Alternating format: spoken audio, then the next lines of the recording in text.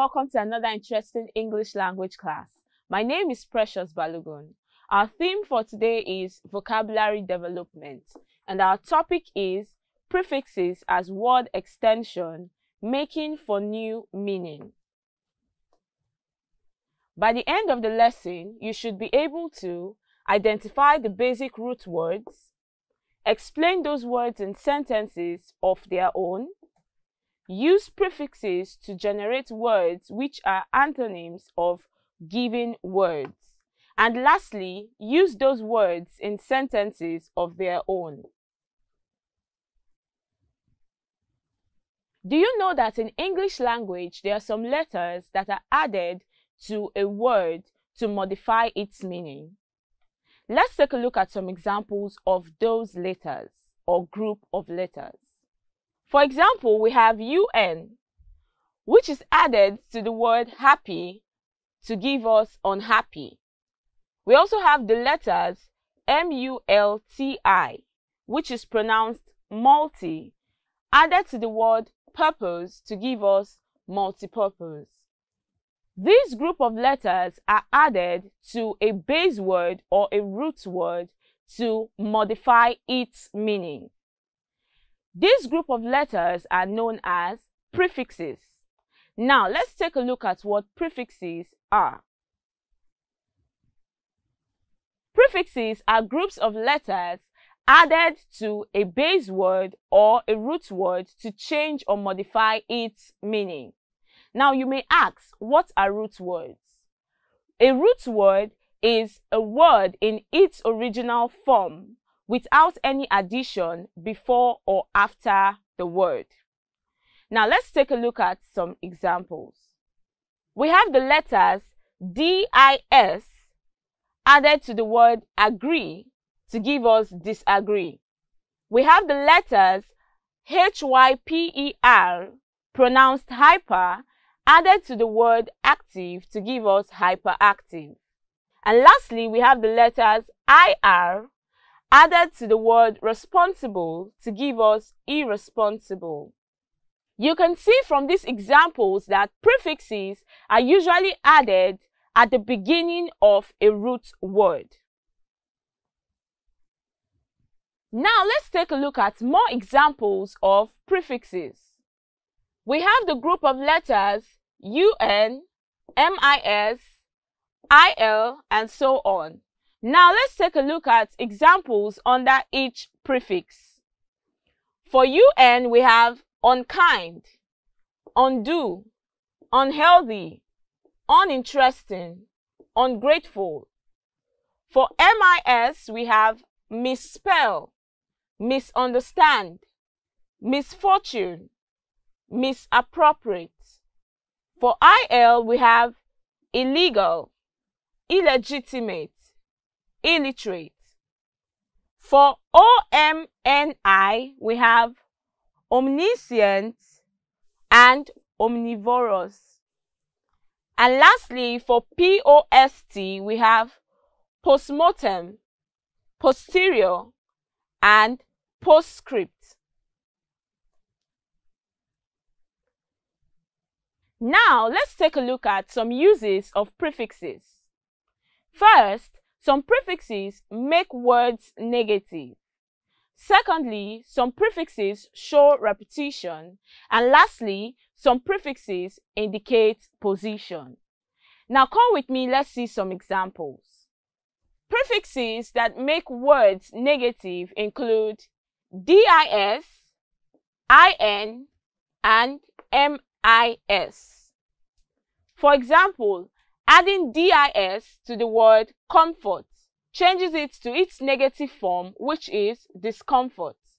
An example of a prefix that shows repetition, we have RE, which means repetition or indicates repetition. For example, adding RE to the word build, it gives us rebuild, which means to build again.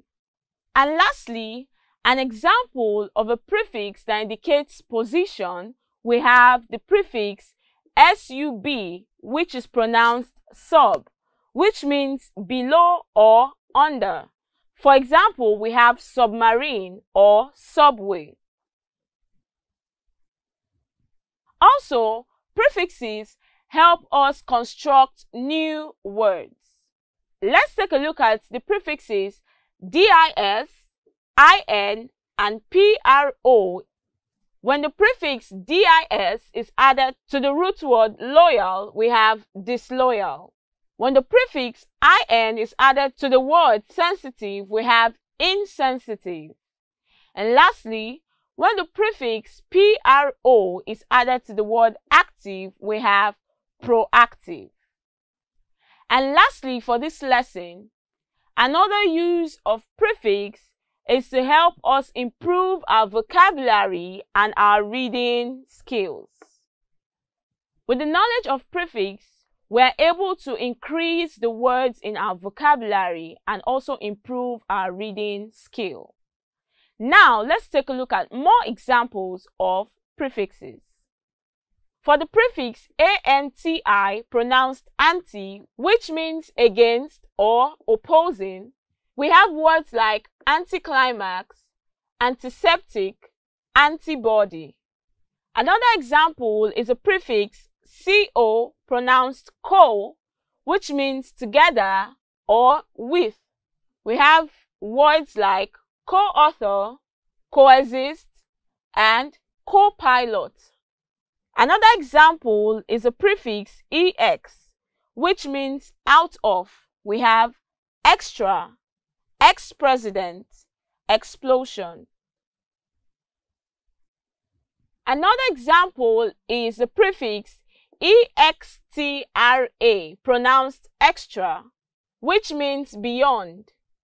We have words like extravagant, extracurriculum.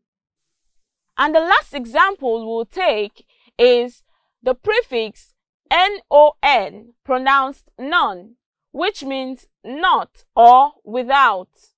We have words like non-fiction, non-payment. Now you can look out for other examples from our table.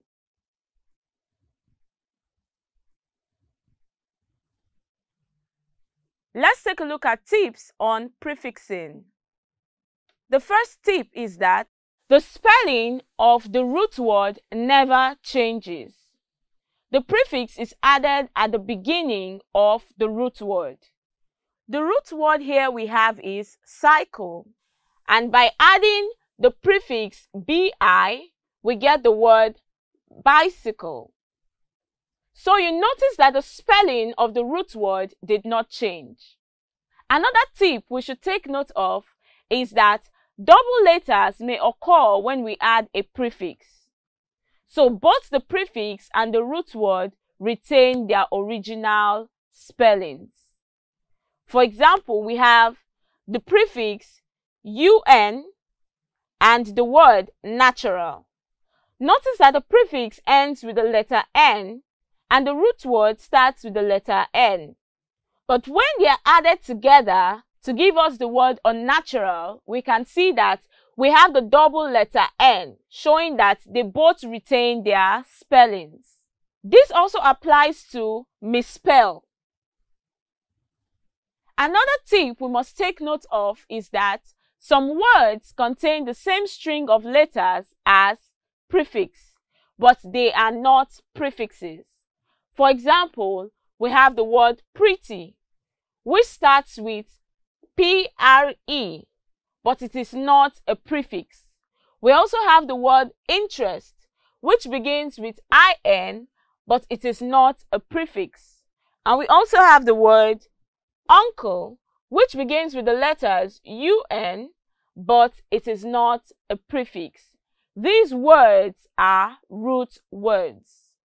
Moving on, sometimes hyphens are needed when a prefix is added to a base word or a root word. For example, we have words like ex-president, co-worker. You notice that a hyphen is used in between the prefix and the root word.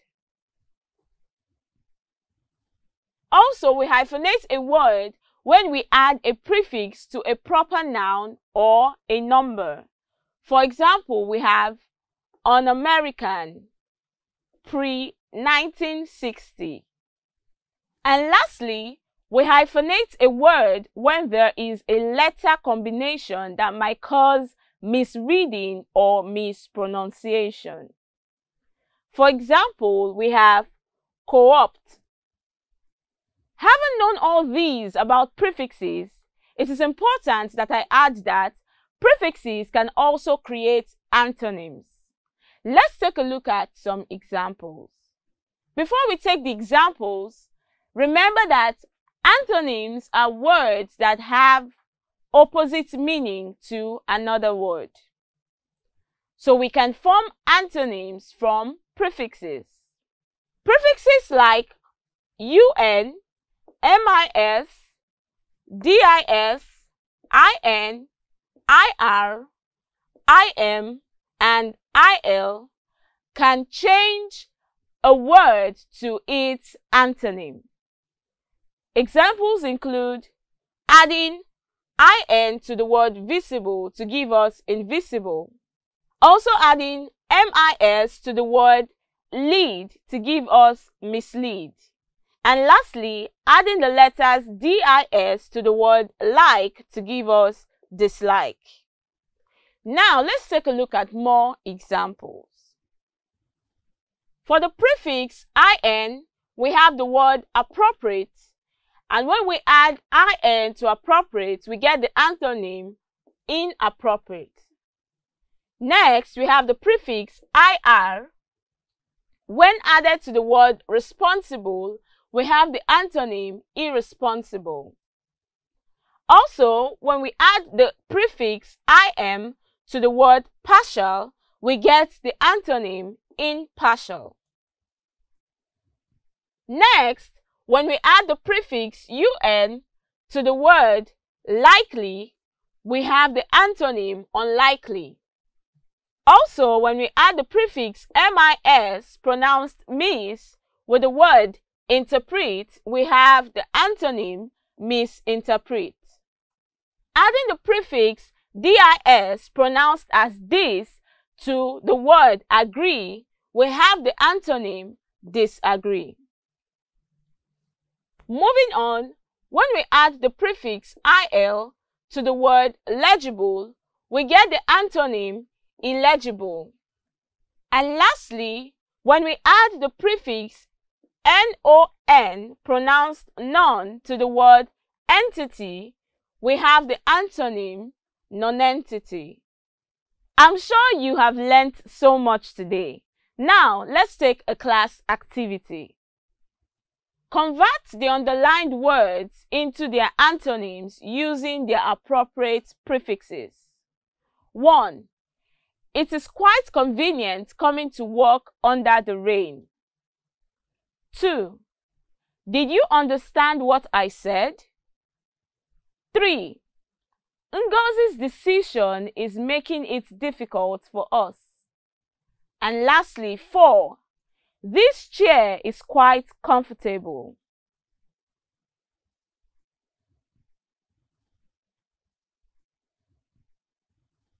For number 1, we have the word convenient, and if we add the prefix in, it will give us inconvenient, which is the antonym of the word convenient. Number 2, the word we have is understand.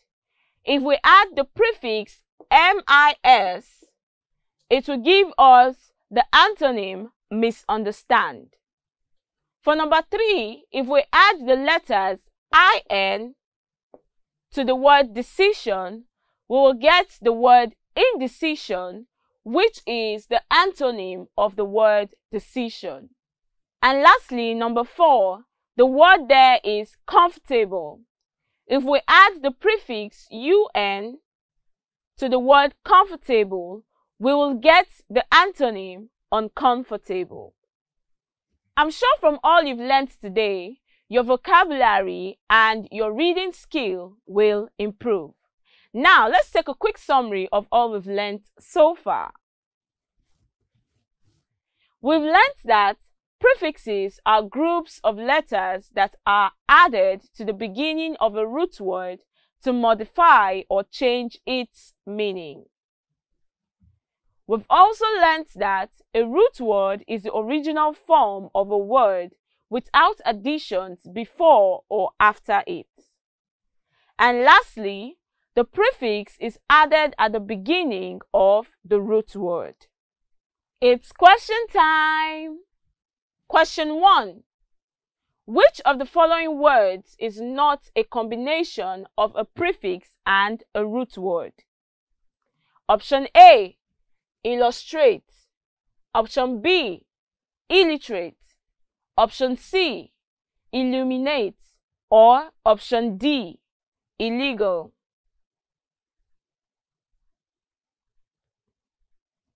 The correct answer is option A, illustrate. Question 2. Which of the following prefixes best fits the underlined word? I need to install this application on my phone. Option A, IN. Option B, UN. Option C, MIS. Or option D, DIS.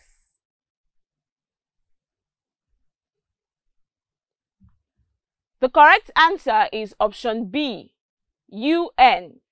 I need to uninstall this application on my phone. This is where we draw the curtain for today's class. Until we meet again in our next class, see you and bye!